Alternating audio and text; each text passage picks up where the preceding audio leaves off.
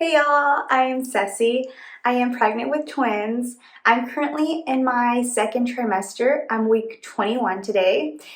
And I would just like to talk to you guys about my symptoms, my second trimester, how my symptoms have changed and how some have stayed the same, as well as just my progress, throughout this pregnancy, how I've been doing and things that have been coming up along the way and things that I've been having to deal with.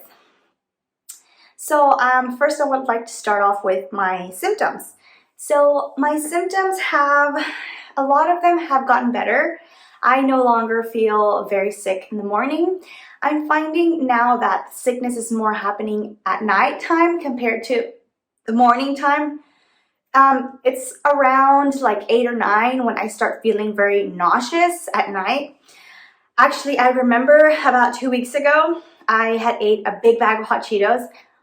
Honestly, I've been craving hot Cheetos like every single day, and I've been eating them every day, which is so bad, I know. But they are so good, and I just find myself craving it. Like, it's crazy because before pregnancy, I liked hot Cheetos, but I wasn't super obsessed with them or any spicy food. Like, I don't do spicy food. Now I find myself wanting some spicy food, some salsa and everything, which is it's just odd, right? It just doesn't feel like myself. So yeah, back to my story. So I had ate a large bag of hot Cheetos and I was trying to go to bed. I was laying on my left side and then I just felt like this rush of nausea. And I was like, no, just ignore it. And about a minute later, I just started, it started coming up. So I ran to the restroom and I just threw up all the hot Cheetos. It felt so gross because all the acid was coming back up. And it was just gross and not a very pleasant experience. But yeah, you would think that after that, the next day I would just be like, ew, hot Cheetos, no. But no, it was the opposite. I was like, okay, I want some hot Cheetos now. I don't know why, I've just been craving spicy food. It's one of those things. Other symptoms besides the nausea at night, and the nausea doesn't happen every day. It just happens like it is very random. It's very random when it happens. You can't tell if it's something that I'm eating that's triggering it or it's just part of the hormones happening. So I would say it's part of the hormones happening. There's not like a schedule or there's not like a trigger that I say, oh, when I do the nausea happens. It's just super random. Another one of my symptoms that was happening to me in the first trimester that has prolonged into the second trimester is the inflammation of my gums. When I eat, my gums on the back side, my molars, are still getting very inflamed. They just become, I don't know how to explain it, but they're very sensitive. They're very sensitive when I'm eating anything.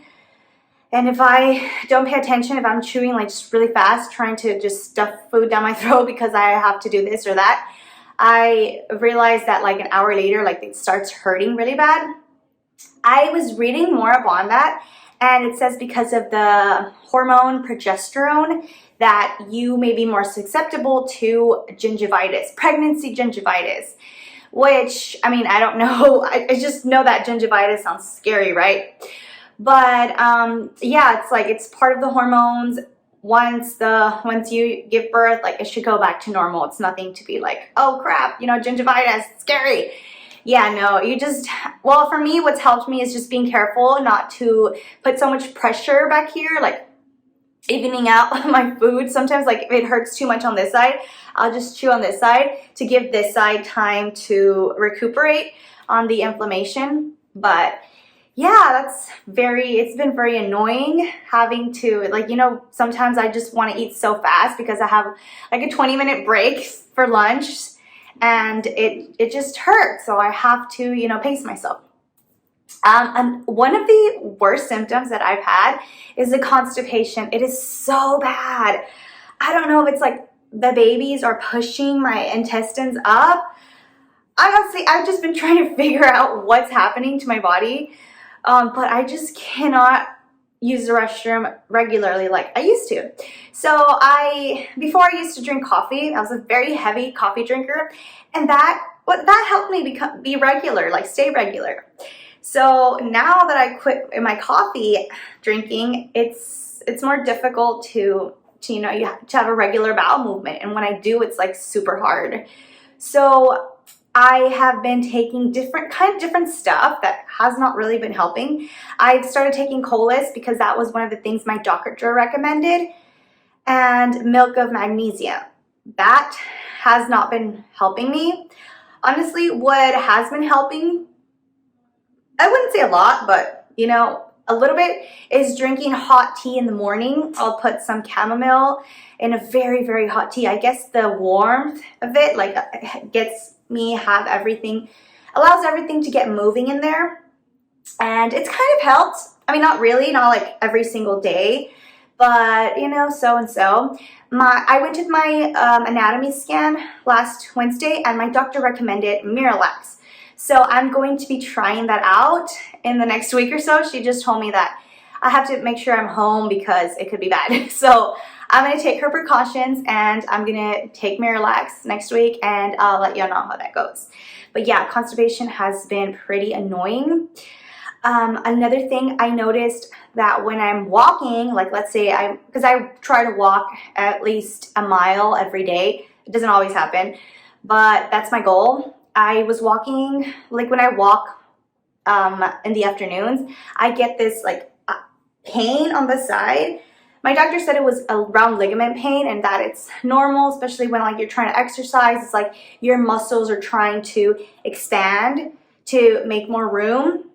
So it's just really annoying when I'm trying to walk, and then it just feels like a pain, like a sharp pain, and I have to stop and like just, you know, breathe for a second. It's pretty annoying, but yeah, so that's another symptom that does not allow me to work out as regularly as I'd like to be working out. Like I would love to be doing more, walking more, I don't know, some sort of yoga, but it's been difficult. Even, this is crazy. Okay, the crazy part.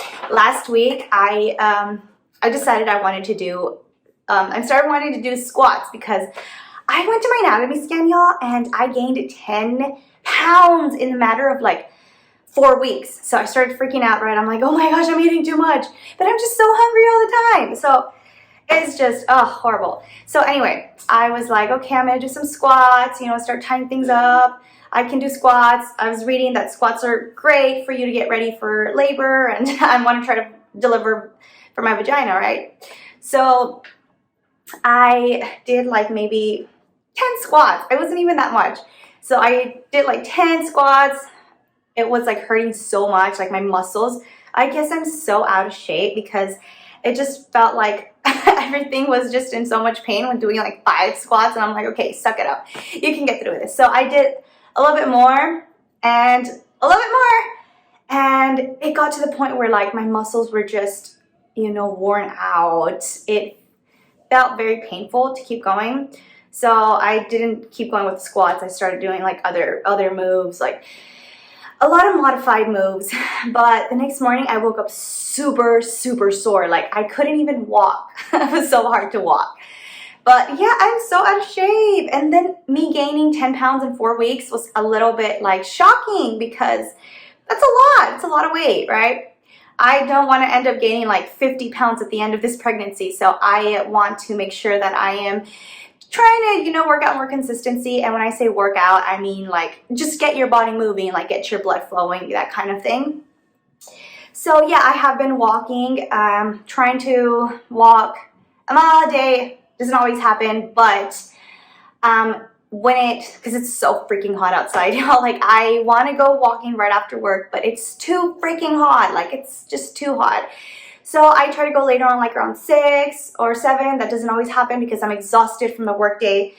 So it's been a struggle. I'm trying to figure out a good schedule with the weather and, you know, the way I've been feeling, and trying to still incorporate that movement into my everyday activity because I know how important it is. So yeah, that's about that's about it for my symptoms that have changed.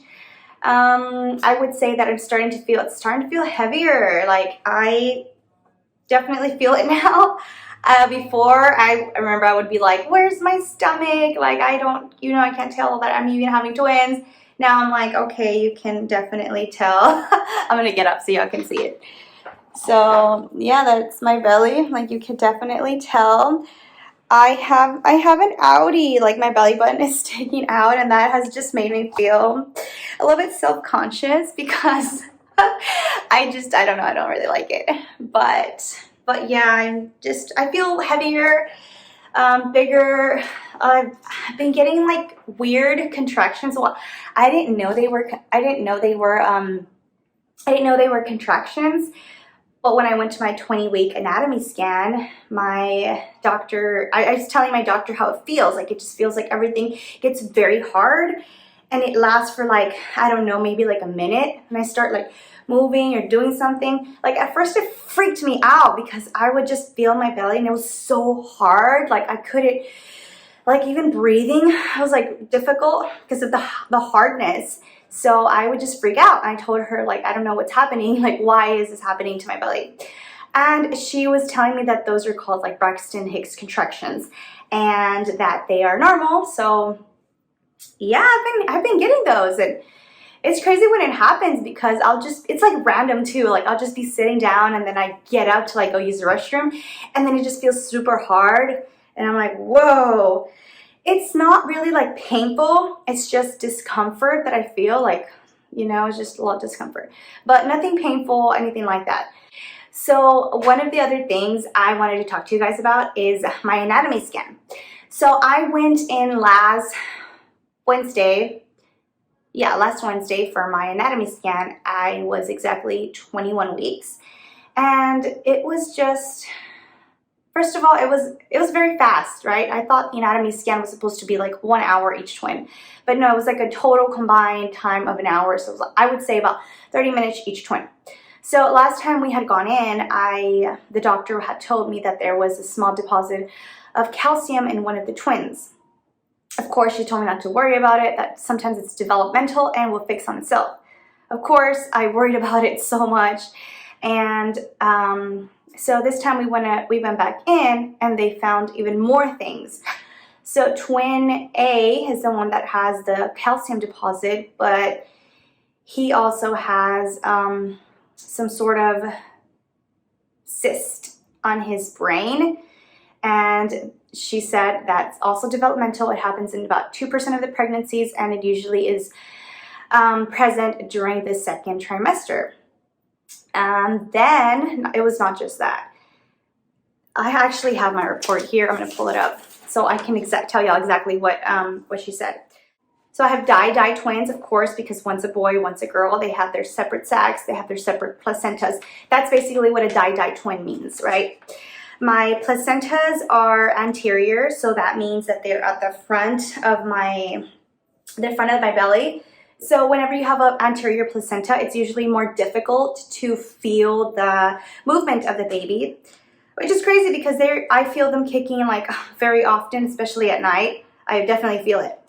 But yeah, in most cases, an anterior placenta, that's what it means that's at the front. So baby A, twin A, was the one that had the IEF, which I think that it is the calcium present, the deposit in the heart. And then they also said that they noted a choroid, sorry, that's a hard word. Choroid plexus cyst. So it's a cyst that is in the brain, and that's the one I was telling y'all. It happens about 2% of the pregnancies. So I happen to be that lucky 2%, right? One of my babies.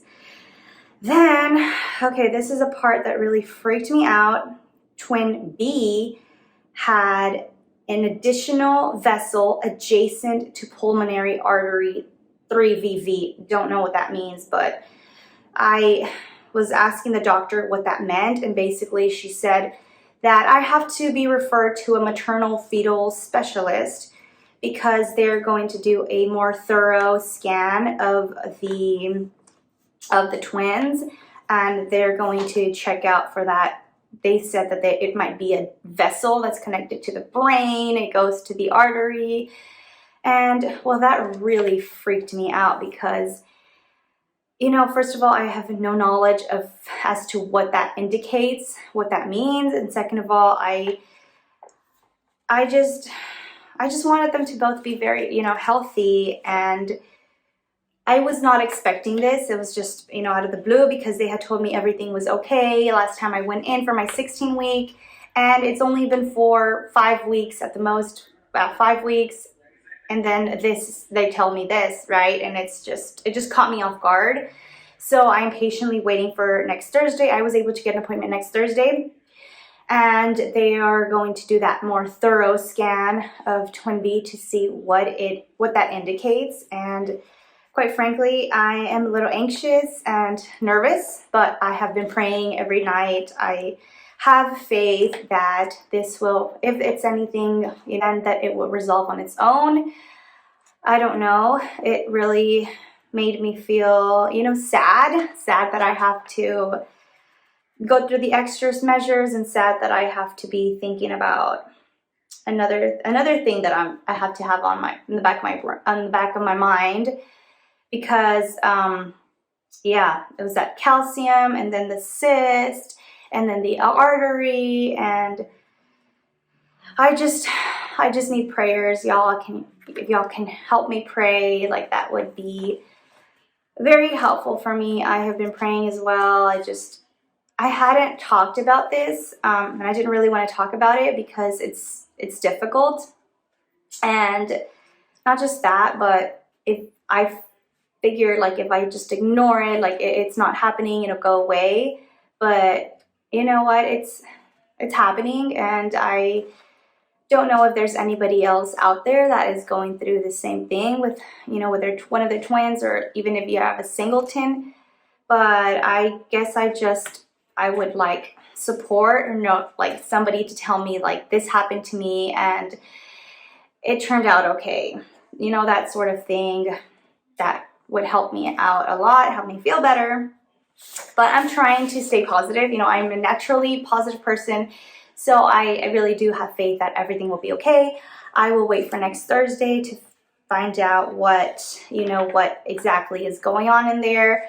I am actually excited to go see this maternal fetal specialist doctor because I've heard about it so much.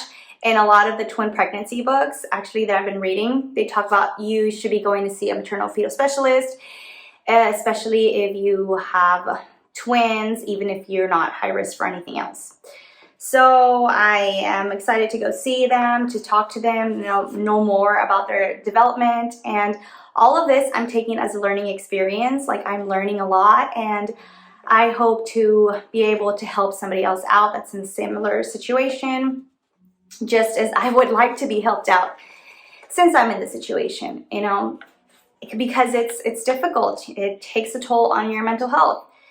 But like I said, I'm going to stay positive. I know everything will be fine. I'm going to keep praying. But yeah, so everything else is good. I am enjoying my pregnancy now that I'm not throwing up. You know, every morning I have more energy. I feel pretty good. I'm excited about this. I just, you know, envision myself holding my 2 babies at the end of the 8 or 9 months, whenever God wants to, you know, have them out into this earth. I am waiting for them with open arms. I want to start putting up my nursery already. I know I'm only 21 weeks, but I get so excited. I want to start, you know, doing all these things. I already have like so many clothes and a bunch of other stuff. So I want to make sure that I start on this, on their nursery. I don't know where I'm going to put it yet. We have rooms that we need to empty out, but I would love to make a video about that. So that's going to be on my to-do list, right? Make a video about that, so you guys can see how my twin nursery is going to come out. I'm so excited for like all of these things that I have planned out and I have going on. So yeah, if you guys have any questions or comments, let me know. I am open to hearing from y'all. And thank you for watching my video. Bye.